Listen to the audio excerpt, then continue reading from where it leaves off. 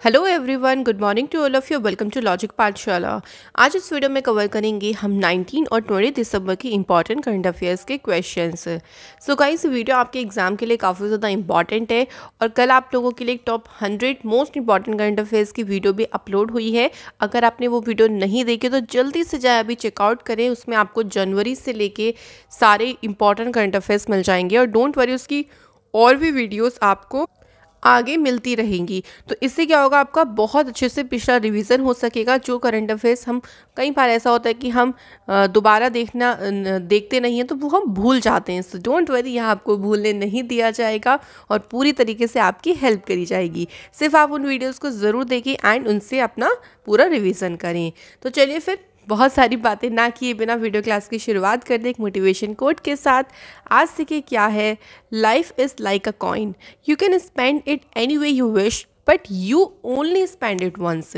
देखिए, जब हम कहते हैं ना कि कॉइन है या मनी है, जो भी है उसको हम एक बार स्पेंड कर लेते हैं, जैसे भी हमारा मन होता है उसको वापस से हम नहीं ला सकते। सेम यही आपकी लाइफ है, आपकी मर्जी, आप उस लाइफ को किस तरीके से स्पेंड करना चाहते हो। आप उसको पूरा का पूरा वेस्ट भी कर सकते हो या आप उसको इस तरीके से स्पेंड करो कि बहुत ही आप अपना टाइम का बहुत मैनेजमेंट करो, बहुत हार्ड वर्क करो, अच्छे से अपने एम एक टारगेट बना के रखो कि हमें फ्यूचर में ये करना है, वो करना है। तो आपके ऊपर है, आपकी चाह के ऊपर, आपके विश के ऊपर है कि आप किस तरीके से अपनी लाइफ को स्पेंड करना चाहते हो। क्योंकि एक बार टाइम निकल गया तो वो टाइम फ्रेंड्स वापस नहीं आता है। तो इसलिए कभी भी इस चीज़ को हमेशा इस चीज़ को हमेशा ध्यान में रखिए और ऐसे कभी भी अपनी लाइफ को वेस्ट ना करें। तो चलिए आज की शुरुआत करते हैं एक डे के साथ। तो हमें देखिए आज कौन सा डे पढ़ना है, इंटरनेशनल माइग्रेंट्स डे, जो कि 18 दिसंबर को आपका सेलिब्रेट होता है। इंटरनेशनल माइग्रेंट डे के इस बार की थीम देखिए क्या है, harnessing the potential of human mobility. तो थीम आप लोग ना ज़रूर याद रखिए। इस क्यों बनाया जाता है, देखिए माइग्रेशन, क्योंकि आपको पता है माइग्रेशन का मतलब होता है कि ये अपनी प्लेस को छोड़ के किसी दूसरे प्लेस पर चले जाना। तो उसकी वजह से क्या क्या प्रॉब्लम्स आती हैं, क्या क्या चैलेंजेस आते हैं, उन सभी प्रॉब्लम चैलेंजेस को टैकल करना, उनसे निपटने के उद्देश्य से इसको सेलिब्रेट किया जाता है। यूनाइटेड नेशन जनरल असेंबली ने 1999 में क्रिएट किया था the international convention on the protection of the right of all migrant workers and members of their families. तो तब से क्या मतलब ये जो दिन है वो सेलिब्रेट हो रहा है। इसके बाद है माइनॉरिटी राइट्स डे, ये भी आपका 18 दिसंबर को आता है, माइनॉरिटी राइट्स डे। और इसका मतलब क्या है, देखिए जो माइनॉरिटी यानी जो अल्पसंख्यक है, तो भारत में अल्पसंख्यकों की स्वतंत्रता, फ्रीडम और उनको इक्वल अपॉर्चुनिटी मिल सके, इस तरीके के राइट्स जो दिए गए हैं उसके बारे में लोगों को जागरूक करना है, उसके बारे में लोगों को बताना ही इस दिन का मेन पर्पस है। नेक्स्ट डे आता है आपका वर्ल्ड अरेबिक लैंग्वेज डे, ये भी आपका होता है 18 दिसंबर को और इसकी थीम है देखिए Arabic language, a bridge between civilisations. तो Arabic one of the most widely, ये नहीं कह रहे कि सबसे ज़्यादा बोले जाने वाली लैंग्वेज है, लेकिन सबसे ज़्यादा बोले जाने वाले लैंग्वेज में से एक लैंग्वेज आपकी आती है अरेबिक, जो कि daily by more than 400 million peoples के द्वारा बोली जाती है। अच्छा, एक क्वेश्चन मुझे जल्दी से कमेंट सेक्शन में बताओ कि सबसे ज़्यादा बोली जाने वाली लैंग्वेज कौन सी है, ये जल्दी से आप खटाखट कमेंट में लिख दो। तो ये दिन देखिए, ये जो तारीख है 1970 दिन में इसी दिन हुआ था जब यूनाइटेड नेशन ने अडॉप्ट किया था अरेबिक को as a 6th official language of the organisation. तो इसी दिन को अरेबिक डे सेलिब्रेट हो रहा है। इसके अलावा जो यूनाइटेड नेशंस की ऑफिशियल लैंग्वेज है वो है आप देख सकते हैं Chinese, English, French, Russian and Spanish. ठीक है फ्रेंड्स, तो ये ध्यान रखिएगा। नेक्स्ट चलिए अब क्वेश्चन का सिलसिला शुरू करते हैं। First question is, who is the most admired man in 2021। तो 2021 में सबसे प्रशंसित पुरुष कौन है, तो आंसर है बराक ओबामा। देखिए पूरी एक लिस्ट है, मैं आपको दिखा देती हूँ जिसको हमें कुछ कुछ इंपॉर्टेंट इसमें याद करने हैं। तो बराक ओबामा आप देख सकते हैं सबसे इसमें टॉप पर है। बिल गेट्स हैं सेकंड नंबर पर, और शी जिनपिंग हैं आपके थर्ड नंबर पर। फोर्थ नंबर पे हैं क्रिस्टियानो रोनाल्डो, फिफ्थ पे हैं जैकी चैन, एलन मस्क हैं सिक्स पे, सेवन पे है लियोनेल मेसी, और आपके लिए एक इम्पॉर्टेंट और आता है नरेंद्र मोदी जी इस लिस्ट में कौन से रैंक पर हैं, ये आप लोगों से पूछ सकते हैं। तो नरेंद्र मोदी जी हैं eighth pay. First of all आप याद रखो बराक ओबामा का प्लेस, क्योंकि ये टॉप पोजीशन पर है, और नरेंद्र मोदी जी का ध्यान रखो। इसके अलावा जो इंडियंस हैं इस लिस्ट में उनका आपको ध्यान रखना है, जैसे सचिन तेंदुलकर है 12th नंबर पे, उसके बाद 13 पे है देखिए डोनाल्ड ट्रंप, शाहरुख खान है इसमें 14 पे, और अमिताभ बच्चन इस पे 15 पे है। अब क्रिकेटर्स में विराट कोहली, क्योंकि भाई जो ये रैंकिंग है उसमें विराट कोहली जो क्रिकेटर हैं वो सबसे हाईएस्ट है क्रिकेटर में, 18th नंबर पे हैं। तो ये आपके लिए सारी के सारी रैंकिंग इंपॉर्टेंट होती है, इसलिए मैंने यहाँ पे दी है। वहीं बात करते हैं मोस्ट एडमायर्ड वुमेंस की, तो उसमें टॉप पर कौन है, मिशेल ओबामा। आप देख सकते हैं हम उधरते बराक ओबामा, उनकी wife Michelle Obama top first पर है। सेकंड पर है एंजेलिना जोली, थर्ड पर है क्वीन एलिजाबेथ, बट आपको फर्स्ट वाला प्लेस सबसे ज़्यादा इंपॉर्टेंट है। एंड फिर इंडियन में बात करते हैं तो प्रियंका चोपड़ा है 10th नंबर पर, कमला हैरिस है 11th, Aishwarya Rai Bachchan 13th and Sudha Murthy हैं 14। तो ये जो इंडियंस की रैंकिंग आई हुई है ये आपके लिए इम्पॉर्टेंट है। तो याद आएगा कि नरेंद्र मोदी जी कौन सा रैंक पर थे, 8th रैंक पर थे। ये तो आप लोग डेफिनेटली याद रख ही लेना। तो फ्रेंड्स ये थे हमारी सारी की सारी क्या कहते हैं रैंकिंग्स, ठीक है। अगला देखो क्या पूछा गया है, कौन सी ऑर्गेनाइजेशन है जिसने साइन किया है 6 agreement with 4 countries for launching foreign satellites during 2021 to 2023। इनमें से कौन सा संगठन है जिसने जो फॉरेन सैटेलाइट्स हैं उनको लॉन्च करने के लिए 4 देशों के साथ 6 समझौते किए हैं। तो भाई ये समझौते किए हैं इसरो ने। क्या है इसरो की full form, Indian Space Research Organisation. अच्छा बात देखो इसके तहत क्या होगा, ये जो सारी की सारी सैटेलाइट है ना, ये सैटेलाइट लॉन्च करी जाएंगी पोलर सैटेलाइट लॉन्च व्हीकल यानी PSLV के साथ। Total 124 indigenous satellite have been put into earth orbit including 12 student satellite. तो बहुत सारी सैटेलाइट्स हैं जिनको जो है वो लॉन्च किया जाएगा और उनको पुट किया जाएगा अर्थ की ऑर्बिट में। इसरो की बात करते हैं। देखिए फ्रेंड, इसरो के चेयरमैन है के सिवान। इसरो का हेडक्वार्टर है बेंगलुरु कर्नाटका में और स्थापना हुई थी 1969 में।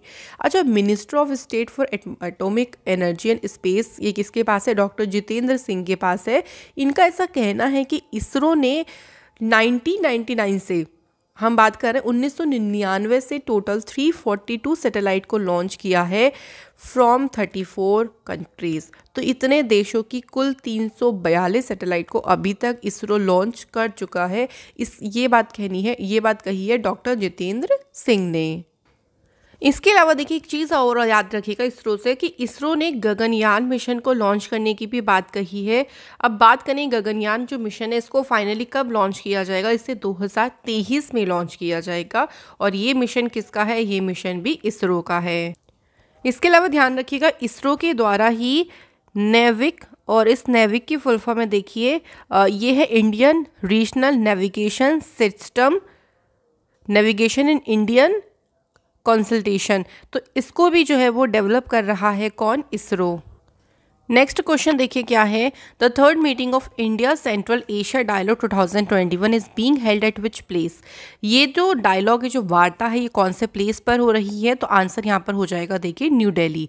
बात करते हैं इस डायलॉग के बारे में, तो it is a minister level dialogue जो कि इंडिया और कुछ सेंट्रल एशियन कंट्रीज़ हैं जैसे Kazakhstan, Kyrgyzstan, Tajikistan, Turkmenistan and Uzbekistan के बीच में हुई है। तजिकिस्तान के फॉरेन अफेयर मिनिस्टर हैं सिरोजुद्दीन मुहरिद्दीन, जो कि अभी ऑफिशियली विजिट पर भी आए हैं इंडिया की। External affair minister doctor S Jaishankar ने इस मीटिंग को होस्ट किया। तो क्वेश्चन में देखिए 2 पूछ सकते हैं। पहली बात, ये मीटिंग कहाँ पे हुई। सेकंड क्वेश्चन है कि इस मीटिंग को होस्ट कौन कर रहे हैं, या सिंपली इस मीटिंग में इंडिया की तरफ से किसने पार्टिसिपेट किया है, सो डॉक्टर एस जयशंकर। अब देखिए ये इसका तीसरा डायलॉग है, यानी तीसरा एडिशन है। तो पहले और दूसरे थोड़े से आप ध्यान जरूर रखें। पहली मीटिंग जो इसकी हुई थी वो हुई थी उज्बेकिस्तान में जनवरी 2019 में। सेकेंड मीटिंग हुई थी इंडिया सेंट्रल एशिया डायलॉग की, इंडिया में ही हुई थी 2020 में due to the COVID pandemic, but ध्यान रखिएगा उस टाइम पे इसको वर्चुअली करवाया गया था क्योंकि कोविड का टाइम चल रहा था। सो ये 2 मीटिंग्स भी ध्यान रखिएगा कहाँ कहाँ पे हुई है। अगला क्वेश्चन है which of the following institute has established a centre of excellence in land survey. तो किस संस्थान ने भूमि सर्वेक्षण में उत्कृष्टता केंद्र की स्थापना की है? आंसर हो जाएगा यहाँ पे national institute of defence estates management. तो इसके द्वारा भूमि सर्वेक्षण में एक उत्कृष्टता केंद्र की स्थापना की, यहाँ पे आप देख सकते हैं। और क्वेश्चन ये भी बन सकता है कि ये जो इसका इनॉग्रेशन किसने किया है, तो डिफेंस मिनिस्टर राजनाथ सिंह ने इसको इनॉग्रेट किया। तो इस सेंटर को इनॉग्रेट किया गया by the defence minister Rajnath Singh ji के द्वारा। इट विल क्या काम करेगा, तो ये क्या करे, ये करेगा ट्रेनिंग। तो जो गवर्नमेंट ऑफिसर्स हो गए या टेक्निकल पर्सनल हैं हु आर, जो कि इन्वॉल्व हैं इन सर्वे में, जो इस सर्वे में इन्वॉल्व हैं, उन सभी को यहाँ पर, उन सभी का जो प्रशिक्षण है, उन सभी का ट्रेनिंग है वो इसमें शामिल है इन इमरजेंसी सर्वे टेक्नोलॉजीज। तो 2 तरीके से ध्यान रखिएगा कि इसको कौन से इंस्टीट्यूट ने इसको जारी किया, स्टेबलाइज किया है, और इसको इनॉग्रेट किसने किया है। ये 2 तरीके से आपसे क्वेश्चन पूछ सकते हैं। क्वेश्चन है नेक्स्ट, हु लॉन्च्ड राष्ट्रीय एकता गीत composed by the national cadet corps cadets. तो किसने राष्ट्रीय एकता गीत को लॉन्च किया है? तो देखिए यहाँ पे जो आंसर हो जाएगा वो हो जाएगा डिफेंस मिनिस्टर राजनाथ सिंह के द्वारा राष्ट्रीय एकता गीत को क्या किया गया, लॉन्च किया गया। It was launch during the grand finale of the Vijay Shrinkhala और राष्ट्रीयों का महासंगम कैंपेन। न्यू दिल्ली में देखिए ये जो विजय श्रृंखला और संस्कृतियों का महासंगम अभियान शुरू हुआ था, उसके ग्रैंड फिनाले के दौरान इसे लॉन्च किया गया। ये पूरा का पूरा जो इवेंट था ना, देखो भारत में 1971 का जो भारत पाकिस्तान युद्ध हुआ था, उसके ब्रेव हार्ट्स यानी बहादुरों को सम्मानित करने के उद्देश्य से हुआ था। उसी इवेंट के दौरान ही ये जो गीत है जिसका नाम है राष्ट्रीय एकता गीत, इसको लॉन्च किया गया। ये ध्यान रखिएगा। अब देखिए यहाँ पे बात आती है एनसीसी यानी नेशनल कैडेट कॉर्प्स की। तो 73rd इसकी एनिवर्सरी थी ऑफ इट्स रीजिंग ऑन 28 नवंबर 2021। इसके डायरेक्टर जनरल हैं लेफ्टिनेंट जनरल गुरबीर पाल सिंह। मोटो है इसका यूनिटी एंड डिसिप्लिन और इसका हेडक्वार्टर है न्यू दिल्ली में। अच्छा, राजनाथ सिंह जी के बारे में बात करें तो हाल फिलहाल में राजनाथ सिंह जी ने एक और चीज़ लॉन्च करा था, आपको याद होगा, स्वर्णिम विजय पर्व। अभी इंडिया की विक्ट्री के 50 साल हुए थे 1971 की वॉर के, उसी दौरान स्वर्णिम विजय पर्व को इनॉग्रेट किया था डिफेंस मिनिस्टर राजनाथ सिंह जी ने। अच्छा, कुछ नेशनल न्यूज़ को हम लोग रिवाइज करते हैं। मैं आप लोगों से पूछती चलूँगी और आप लोग आंसर अपना साथ ही साथ में करते चलें, इससे बहुत अच्छे से रिवीजन हो पाएगा। तो अभी हाल ही में देखिए गवर्नमेंट ने जो वुमेन्स है उनकी जो लीगल लेवल मैरिज एज है उसको इंक्रीज़ करने का फैसला किया। और कितना करने का? बिल्कुल सही, 21 एज करने का, 21 ईयर का जो है वो फैसला लिया गया है। इसके अलावा जो इंडिया इंटरनेशनल साइंस फेस्टिवल है, इसका जो 7th एडिशन है, ये कहाँ से शुरू हुआ है? बिल्कुल सही आप लगा रहे हैं आंसर, पणजी। नेक्स्ट क्वेश्चन है देखिए, गवर्नमेंट के द्वारा आधारशिला रखी गई है माँ उमिया धाम डेवलपमेंट प्रोजेक्ट की। ये आपको बताना है कि कौन से स्टेट में आधारशिला रखी गई है। तो मैंने आपको बताया था कि गुजरात स्टेट में इसकी आधारशिला रखी गई है। बिल्कुल सही बात है। अच्छा, एक एप्लीकेशन का नाम अगर आपको याद हो तो बहुत अच्छी बात होगी, भाषा संगम।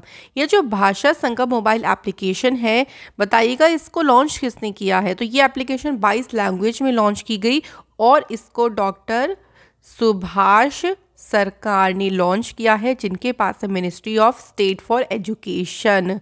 सो ये आप लोग ज़रूर ध्यान रखिएगा। चलिए नेक्स्ट न्यूज़ पे बढ़ते हैं। What is the rank of India in the world talent rankings? India की रैंक इसमें बतानी है। वर्ल्ड टैलेंट रैंकिंग, इसमें इंडिया की रैंक क्या है? 56 नंबर पर है इंडिया। इसकी बात करते हैं तो टॉप पोजीशन पर है स्विट्ज़रलैंड, सेकंड पर है स्वीडन और थर्ड पर है लग्जमबर्ग। ये ध्यान रखिएगा, टॉप पोजीशन आप लोगों से पूछ लेते हैं। नेक्स्ट क्वेश्चन है, प्राइम मिनिस्टर मोदी जी ने फाउंडेशन स्टोन रखा है गंगा एक्सप्रेस वे का, इन विच डिस्ट्रिक्ट? यहाँ हमें बताना है कि कौन से डिस्ट्रिक्ट में गंगा एक्सप्रेस वे की आधारशिला रखी गई है। आंसर हो जाएगा देखिए फ्रेंड्स यहाँ पर शाहजहाँपुर में गंगा एक्सप्रेस वे की जो है वो फाउंडेशन स्टोन रखा गया है। ये जो एक्सप्रेस वे होगा ये 594 किलोमीटर लॉन्ग है और ये 6 लेन एक्सप्रेस वे है जिसकी बिल्ड कॉस्ट है 36,200 करोड़ रुपए। It will become the longest expressway of Uttar Pradesh. भाई देखिए ये क्या करेगा, वेस्टर्न और ईस्टर्न पार्ट जो है रीजन्स उनको कनेक्ट करेगा और जब ये पूरा का पूरा बन जाएगा तो ये उत्तर प्रदेश का सबसे लंबा एक्सप्रेस वे बन जाएगा। नरेंद्र मोदी जी ने देखिए अभी हाल ही में सरयू नहर नेशनल प्रोजेक्ट को भी शुरू किया है। कहाँ पर इनॉग्रेट किया कह लीजिए, इसको भी यूपी में शुरू किया गया। इसके अलावा मोदी जी के द्वारा काशी विश्वनाथ धाम प्रोजेक्ट को कहाँ पर, काशी में इनॉग्रेट किया गया है। नेक्स्ट न्यूज़ ध्यान रखिएगा, प्राइम मिनिस्टर मोदी जी ने आधारशिला रखी है इंटरनेशनल एयरपोर्ट कहाँ पर, जेवर। और ये जेवर एयरपोर्ट कहाँ बनेगा, ये भी आपका यूपी ही करेक्ट आंसर हो जाएगा। प्राइम मिनिस्टर मोदी जी ने विजिट किया था अभी महोबा और झांसी डिस्ट्रिक्ट में, और ये दोनों डिस्ट्रिक्ट कहाँ पर हैं, ये दोनों डिस्ट्रिक्ट ही यूपी में है। इसके अलावा आप लोग ध्यान रखिएगा पीयूष गोयल जी ने, अच्छा ध्यान ये क्वेश्चन आप लोग जल्दी से सोचें कि पीयूष गोयल जी ने जो लॉन्च किया है इंडिया का पहला डिजिटल फूड म्यूज़ियम। अब आप ये बताएंगे कि ये कौन सा स्टेट है, तो ये कौन सा स्टेट में इसको लॉन्च किया है, बिल्कुल सही आंसर, इसको तमिलनाडु स्टेट में इसको लॉन्च किया गया है। 3 दिन का अभी राष्ट्र रक्षा समर्पण पर्व मनाया गया है और ये कहाँ मनाया गया है, ये झांसी में आपका सेलिब्रेट किया गया है। प्राइम मिनिस्टर मोदी जी ने ऑल्सो पूर्वांचल एक्सप्रेस वे का भी इनॉग्रेशन किया। तो ये सभी न्यूज़ ध्यान रखिएगा। और देखिए आपको रिवीजन जो कराया जाता है ना, उससे आपका बहुत अच्छे से तैयारी होगी। तो वीडियो लंबी हो जाए उससे फ़र्क नहीं पड़ेगा, आप रिवीजन ज़्यादा से ज़्यादा कर पाएँ वो ज़्यादा इंपॉर्टेंट है। बात करते हैं उत्तर प्रदेश की। Uttar Pradesh number of district हैं 75, लोकसभा सीट्स हैं 81 और राज्यसभा सीट्स हैं 31। यहाँ के कुछ रजिस्टर्ड जीआई टैग देखिए, Varanasi glass beads, Lucknow chikan craft, mango, Malihabadi, Dussehri, Banaras brocades and saris, Gorakhpur terracotta, ये काफ़ी ज़्यादा पूछा जाने वाला है, इलाहाबाद सुर्ख guava, handmade carpet of Bhadohi, Lucknow zardozi. तो ये कुछ इंपॉर्टेंट जीआई टैग हैं, ध्यान रखिएगा। और एक दुधवा नेशनल पार्क ध्यान रखेंगे यूपी से। क्वेश्चन है नेक्स्ट, कौन से स्टेट के सीएम है जिन्होंने लॉन्च किया है sports action towards harnessing aspiration of youth, जिसे शॉर्ट्स में बोलेंगे सहाय स्कीम। तो फ्रेंड्स सहाय स्कीम जो शुरू करी है ये झारखंड की सरकार ने करी है। पहले स्कीम के बारे में बात कर लेते हैं, उसके बाद हम कुछ स्टेट न्यूज़ को डिस्कस करेंगे। देखिए सबसे पहले बात करते हैं इस न्यूज़ की, इसका उद्देश्य क्या है। जो सहाय स्कीम है ना, इसका उद्देश्य है राज्य के माओइस्ट या माओवादी प्रभावित जो डिस्ट्रिक्ट है वहाँ पे युवा खेल प्रतिभाओं का पोषण करना है, कि जो स्पोर्ट्स टैलेंट आ रहा है यंग जनरेशन्स में उनको आगे लेके आना है और उनका पोषण यानी उनके खाने पीने पे ध्यान देना है। तो इसका मेन उद्देश्य ये है, तो इसी को बोला गया है सहाय स्कीम। बॉयज़ एंड गर्ल जिनकी एज है 14 to 19, इस एज ग्रुप में आते हैं, from villages to ward level, उनको रजिस्टर्ड किया जाएगा इस स्कीम के तहत और उनको अपॉर्चुनिटीज़ दी जाएगी टू डिस्प्ले देयर स्किल। वो अपनी स्किल्स को दिखाएं पहले कि उनकी स्किल किस चीज़ में है, वो उनका इंटरेस्ट किस में है, उसी खेम में उसी स्पोर्ट्स में उनको आगे बढ़ाया जाएगा। अब देखिए यहाँ पे बात आती है झारखंड की। चीफ मिनिस्टर हैं हेमंत सोरेन और गवर्नर है रमेश बैस। मेजर सिटीज़ है जैसे रांची, जमशेदपुर जिसे स्टील सिटी ऑफ इंडिया कहते हैं, दियोघर है, धनबाद को कहा जाता है the coal capital of India. बहुत ही इंपॉर्टेंट क्वेश्चन जो बहुत एग्जाम में पूछते हैं। And famous national park is Betla national park. कुछ मैं आपको अदर न्यूज़ भी बताती हूँ जो आपके और अभी हमने हाल फिलहाल में पढ़ी हैं। अगर आपको याद हो कि मध्य प्रदेश गवर्नमेंट के द्वारा पहला ड्रोन मेला ऑर्गेनाइज किया गया, अब कहाँ पर किया गया, बिल्कुल सही, यहाँ आप आंसर कर रही हो, ग्वालियर में किया गया। इसके अलावा ध्यान रखिएगा उत्तर प्रदेश में एक नई रामसर साइट डिक्लेयर हुई है और वो कौन सी है, करेक्ट आंसर बिल्कुल हैदरपुर वेटलैंड। और इसके अलावा आप लोग बताएंगे कि मिल्क प्राइस इंसेंटिव स्कीम ये कौन से स्टेट के चीफ मिनिस्टर ने लॉन्च करी, करेक्ट आंसर इज़ उत्तराखंड के चीफ मिनिस्टर के द्वारा इसको इनॉग्रेट किया गया। अच्छा, तमिलनाडु में एक वेटलैंड है जिसको बर्ड सेंचुरी डिक्लेयर किया गया है, क्या नाम है उस वेटलैंड का? तो आप बिल्कुल सही जा रही हो, काजूवली वेटलैंड है, जिसको 16th नंबर की बर्ड सेंचुरी डिक्लेयर करी गई है। झारखंड की सरकार ने अभी एक वेब पोर्टल को भी लॉन्च किया था और उस वेब पोर्टल का नाम अगर आपको याद हो, बिल्कुल करेक्ट आंसर, हमार अपन बजट, जिसमें जो अपकमिंग बजट है उसके लिए लोग अपने जो सुझाव हैं वो दे सकते हैं। इसके अलावा बताइएगा आप लोग मुझे, कौन से स्टेट की पुलिस है जिसको सम्मानित किया गया है प्रेसिडेंट्स कलर अवार्ड से? तो ये आपका आंसर हो जाएगा हिमाचल प्रदेश। हिमाचल प्रदेश, आप एक और चीज़ ध्यान रखिएगा कि हिमाचल प्रदेश पहला स्टेट बना है जिसने दालचीनी के कल्टीवेशन की शुरुआत करी है। अच्छा बताइएगा मुझे कि अभी हाल ही में किसे यूपी ने अपना one district one product scheme का ब्रांड एम्बेसडर बनाया है? किसे बनाया है? करेक्ट आंसर बिल्कुल कंगना रनौत को बनाया गया है। नागा कुकुम्बर का संबंध कौन से स्टेट से है? तो आप समझ ही गए होंगे, नागा से क्या हो जाएगा? नागालैंड हो जाएगा, क्योंकि इसे अभी हाल ही में जीआई टैग दिया गया है, तो ये ध्यान रखिएगा। नेक्स्ट देखिए, एक कैटले फिश है जिसको डिक्लेयर किया गया है एज अ स्टेट फिश। अब मुझे आप बताओ कि कौन सी स्टेट ने इसे स्टेट फिश डिक्लेयर किया? अगर आप सिक्किम सोच रही हैं तो आपका आंसर जो है वो बिल्कुल सही है। तो इस तरीके से हम रिवीजन रेगुलर वे पे करेंगे, बस आप लोगों को साथ में थोड़ा सा हमारे बने रहना है। नेक्स्ट क्वेश्चन है, देखिए, the central government has signed a pact with which state to set up 5 more multi modal logistic park in the state? कौन से स्टेट में 5 और मल्टी मॉडल लॉजिस्टिक पार्क स्थापित करने के लिए समझौता किया गया है? तो स्टेट का नाम हो जाएगा, देखिए, Maharashtra is the right answer. ये जो मल्टी मॉडल लॉजिस्टिक पार्क्स हैं, इनको सेटअप किया जाएगा Mumbai metropolitan region, Pune, Aurangabad, Nashik and Dighi port industrial estate में। सो ये ध्यान रखिएगा। बात करें महाराष्ट्र स्टेट की, तो नंबर ऑफ डिस्ट्रिक्ट है यहाँ पे 36, लोकसभा सीट्स हैं 48, राज्यसभा सीट्स हैं 19, स्टेट एनिमल है Indian giant squirrel, state bird है येलो फुटेड ग्रीन पिजन। कुछ नेशनल पार्क हैं जैसे चंदोली हो गया जो आपका इंपॉर्टेंट है, Navegaon national park, Pench, Sanjay Gandhi, Borivali national park और तडोबा नेशनल पार्क, ये सभी इंपॉर्टेंट है महाराष्ट्र स्टेट से। नेक्स्ट क्वेश्चन है फ्रेंड्स, देखिए, who was appointed as a director general of software technology park of India? So किसे अपॉइंट किया गया है? तो फ्रेंड आंसर हो जाएगा अरविंद कुमार को अपॉइंट किया गया है। अभी देखिए यहाँ पे कुछ मैंने आपके जो है वो आप यहाँ देख सकते हैं। चलिए हम बात कर लेते हैं software technology park of India की। तो ये एक ऑटोनॉमस बॉडी है जो कि ministry of electronics information technology के अंडर में काम करती है, और इस टेक्नोलॉजी पार्क ऑफ इंडिया की स्थापना हुई थी 1991 में। अगला question, which of the following has awarded the golden peacock environment management award? ये 2021 के लिए अवार्ड किसे मिला है? तो ये मिला है SAIL steel authority of India को। ये अवार्ड उनके जो उन्होंने ये अवार्ड दिया जाता है, देखिए, स्पेशली एनवायरमेंटल परफॉर्मेंस को एनहेंस बढ़ाने के लिए, साथ ही साथ में अपने साथियों के साथ प्रतिस्पर्धा करने के लिए, क्योंकि एक बेंचमार्क आप सेट कर देते हो कि अच्छा आप इतना वर्क कर रहे हो, तो आज जो आपके पीयर्स होते हैं, जो आपके साथी होते हैं, वो भी सोचते हैं कि हमें भी इस मार्क को क्रॉस करना है, और ये मार्क जो किया है वो अच्छे के लिए किया है, एनवायरमेंटल के अच्छे परफॉर्मेंस के लिए किया है, तो उसी चीज़ को एनकरेज करने के लिए ये अवार्ड दिया जाता है।